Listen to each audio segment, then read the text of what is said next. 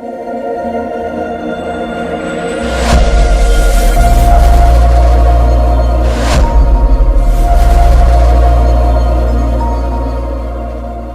projet a été initié pour répondre à un besoin sur le terrain. Vous n'êtes pas sans savoir que aujourd'hui, les femmes qui ont pour moyen de subsistance l'agriculture et la collecte des produits forestiers non ligneux sont soumises aux effets du changement climatique.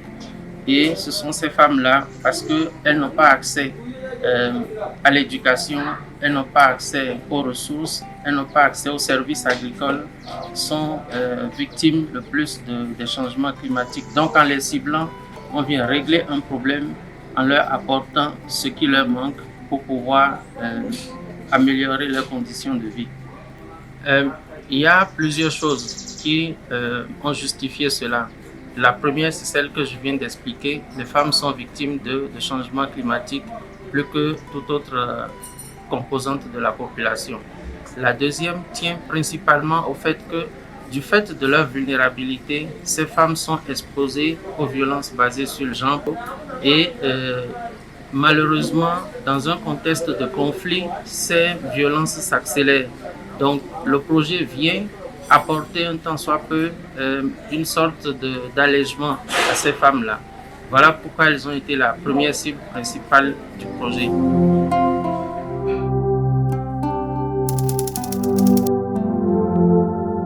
Nous avons été principalement confrontés au défi du conflit dans ce milieu parce que mettre en œuvre un projet comme celui-là, dans un contexte conflictuel où les populations sont constamment en train de bouger et aussi où les populations vivent dans une certaine crainte, est un défi majeur. Mais nous avons mis en place certaines stratégies qui nous ont permis d'obtenir les résultats qu'on a pu avoir à ce jour. Notamment, nous avons fait en sorte de montrer notre neutralité sur le territoire. Nous ne prenons pas part au conflit. Le message que nous communiquons, c'est de très clairement montrer que ce que nous faisons ne vise que les femmes et l'amélioration de leurs conditions de vie, l'amélioration de leur résilience au changement climatique. Deuxièmement, nous nous sommes organisés au niveau du projet pour avoir une flexibilité qui permet de ne pas être bloqués lorsque nous rencontrons des difficultés. Par exemple, lorsque nous avions eu la fermeture des banques, et qu'on ne pouvait plus faire des transactions bancaires, on a trouvé d'autres solutions qui ont continué à fonctionner. Et c'est de cette façon-là qu'en alliant flexibilité et neutralité, nous arrivons à nous adapter et à faire avancer le projet. Nous avons trois priorités principalement. La première priorité, c'est de consolider les acquis du projet. Alors, quels sont ces acquis? Je vous ai parlé tantôt de ce que nous avons réussi à faciliter l'accès au foncier aux femmes. Nous allons continuer à travailler dans ce sens-là avec nos partenaires. Les stratégies que nous avons mises en place, c'est de continuer les dialogues multi-acteurs au niveau communautaire, de faire en sorte qu'il y ait le plus de personnes qui comprennent la nécessité de donner l'opportunité aux femmes d'accéder à la terre parce que, in fine, tout le monde gagne. Le deuxième acquis sur lequel nous allons travailler, c'est justement qu'il y ait plus de monde qui continue d'utiliser les solutions fondées sur la nature parce que les apprentissages qui ont été faits, les relais communautaires, les femmes mentors, les champs de démonstration que nous avons mis en place sont des acquis du projet qui vont rester, sur lesquels il faut absolument que nous continuions de travailler pour amener du changement qualitatif dans la vie des populations. Le troisième élément de consolidation important, ça va être de continuer à veiller à ce que les reboisements, la restauration qui ont été faites ne meurent pas avec la fin du projet, que ça continue justement parce que nous voulons que ces arbres-là poussent, que là où la végétation avait disparu, qu'elle puisse réapparaître et que l'écosystème continue de fleurir. Puis, nous allons travailler sur les stratégies de capitalisation du projet. D'habitude, lorsqu'un projet arrive à son terme, bien entendu, il n'y a plus de financement. Et quand il n'y a plus de financement, il n'y a plus d'activités qui se poursuivent. Cependant, il y a des leviers sur lesquels nous pourrions travailler avec nos partenaires au cours de cette année pour qu'une fois le projet fini, la consolidation des acquis dont j'ai parlé ne puisse pas s'arrêter. Nous avons établi un certain nombre de principes sur lesquels nous allons travailler. Premièrement, c'est de nous appuyer sur l'existant. Quelles sont dans les zones du projet les partenaires sur lesquels nous pouvons nous appuyer pour que ces partenaires-là, dans le continuum de leurs activités, tiennent compte des acquis que nous avons mis en place. Nous allons travailler également avec un ensemble d'acteurs qui ont été formés dans le cadre du projet, qui sont dans les champs de démonstration, qui ont cette connaissance-là, qui peuvent continuer à la diffuser. Donc, sur le principe de fonctionner sur l'existant, ça va être une des premières choses. Deuxièmement, le projet est un projet qui vise essentiellement à donner aux femmes l'opportunité de prendre un rôle de leader dans leur communauté. Nous allons continuer à travailler sur ce principe-là avec nos partenaires parce que le leadership des femmes ne va pas s'arrêter avec la fin du projet. Et troisièmement, parce que nous avons fait une intervention, c'est vrai, dans le Kivu, donc le nord et le sud, chaque territoire a sa spécificité. Donc nous allons nous assurer qu'au niveau de chaque territoire, il y ait justement les éléments spécifiques qui soient pris en compte pour cette pérennisation-là. Et dernier axe de ce que nous avons comme priorité pour cette année, c'est justement de clôturer le projet en beauté. Donc mener toutes les activités jusqu'à leur terme, délivrer la promesse que nous avions faite aux bailleurs, nous assurer que les biens du projet ont été transférés aux personnes qui doivent en bénéficier conformément avec l'accord du bailleur de fonds et enfin que nous puissions mettre en route le processus de pérennisation du projet. Ça, c'est très important parce que c'est un projet qui a mis, disons, la mèche à quelque chose. Il faut que ça puisse continuer au-delà des 4 années. Voilà ce que je dirais très brièvement. J'ai plusieurs messages. Mon premier message est un message de gratitude.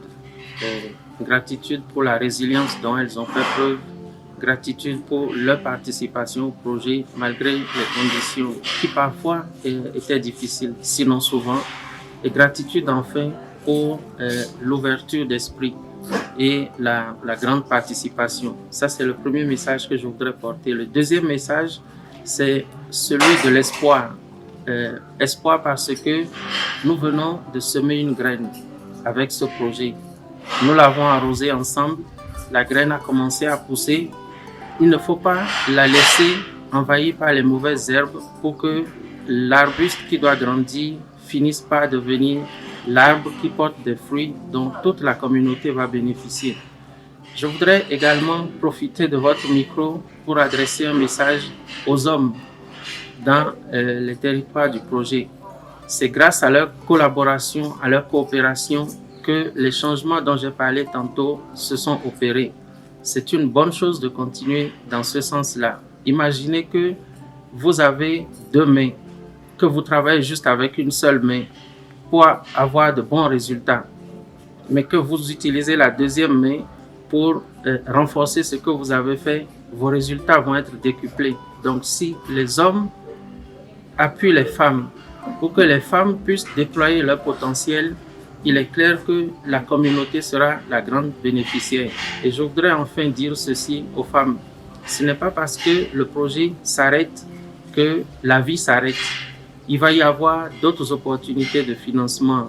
Ça peut venir par le cadre du même bailleur, ça peut venir par d'autres bailleurs, mais la graine que nous avons semée ensemble, nous devons l'entretenir pour qu'elle devienne un arbre qui porte des fruits pour toute la communauté.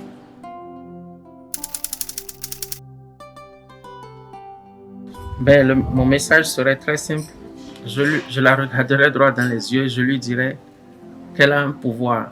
Il ne faut pas que ce pouvoir soit absolument vendangé, c'est-à-dire complètement négligé. Il faut que ce pouvoir soit utilisé. Mais quel est-il ce pouvoir?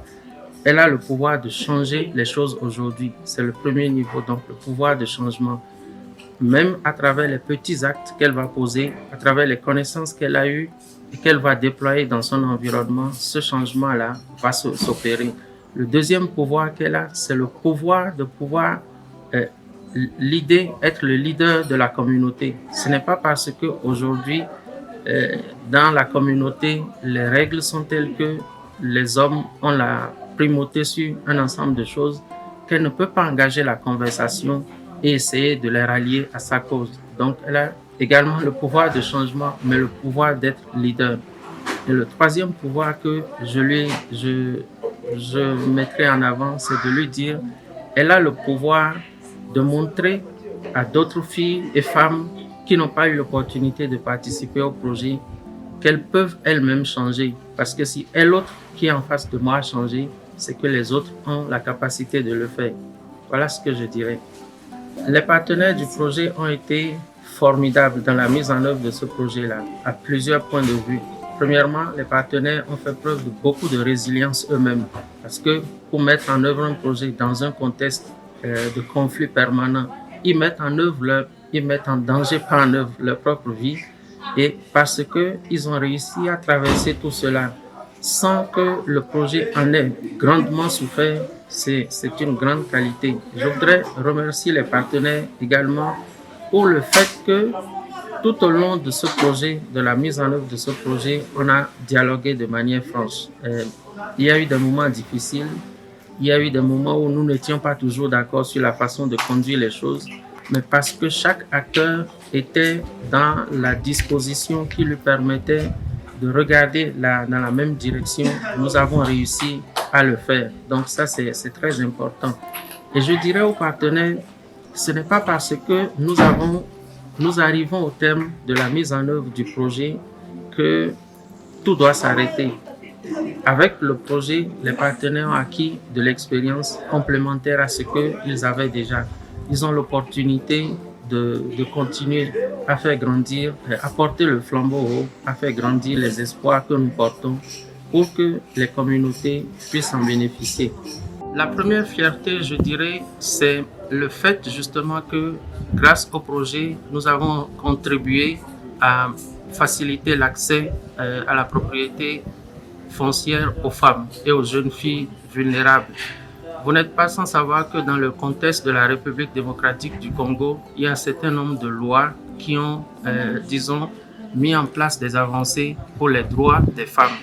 Je vais citer quelques exemples. Nous avons la loi foncière de 1973 qui a été révisée en 80, qui établit que l'homme a droit, au même titre que la femme, à la terre. Même si la terre appartient à l'État qui accorde l'usage aux particuliers. Donc ça, c'est un élément neutre au niveau du genre. Deuxième exemple, c'est que la Constitution de 2006, notamment dans son article 14, garantit l'égalité des sexes entre l'homme et la femme. Et troisième chose que je voudrais préciser, c'est le Code de la famille de 2016, en fait, qui a été révisé en 2016 et qui établit désormais la femme comme un être juridiquement autonome. Malheureusement, quand on regarde dans ce contexte où il y a des lois, on se rend compte que l'accès à la propriété foncière est géré principalement par les règles coutumières qui ne donnent pas un accès formel à la femme à la propriété. Mais grâce au projet Femmes en Action, aux stratégies que nous avons déployées, on a réussi à ramener, changer un tant soit peu ce genre de choses pour donner la primauté aux lois modernes. Ceci, bien entendu, en bonne intelligence avec les détenteurs de pouvoir au niveau local, ce qui a permis aujourd'hui à plus de 1400 femmes d'accéder à la terre. Donc ça, c'est la première fierté. La deuxième, je dirais, c'est l'utilisation de mécanismes d'épargne de crédit comme levier pour promouvoir les solutions fondées sur la nature. Je rappelle que l'objectif du projet au départ, c'était de s'assurer, et c'est toujours le cas, que les femmes ont une résilience au changement climatique. Et pour le faire, nous avons dû organiser ces femmes-là qui sont dans des groupements en association de villageoises d'épargne de crédit. Puis, nous les avons formées sur les solutions fondées sur la nature. Et avec l'épargne qu'elles mobilisent, elles arrivent à mettre en œuvre ces solutions fondées sur la nature, ce qui améliore leur rendement, par conséquent leur revenu, et le cycle vertueux recommence. Et la troisième fierté, pour finir, c'est le fait que nous ayons réussi, dans un contexte de conflit, à dépasser la cible de l'indice d'adaptation au changement climatique. Je rappelle que l'indice d'adaptation au changement climatique, c'est un indice qui montre la capacité d'un milieu à pouvoir s'adapter et à être résilient au changement climatique. Donc on est passé à 61,3% pour une cible de 55%. Voilà les 3 fiertés. Il y en a beaucoup d'autres, mais puisque vous m'en demandez 3, je m'en tiens à celle-ci.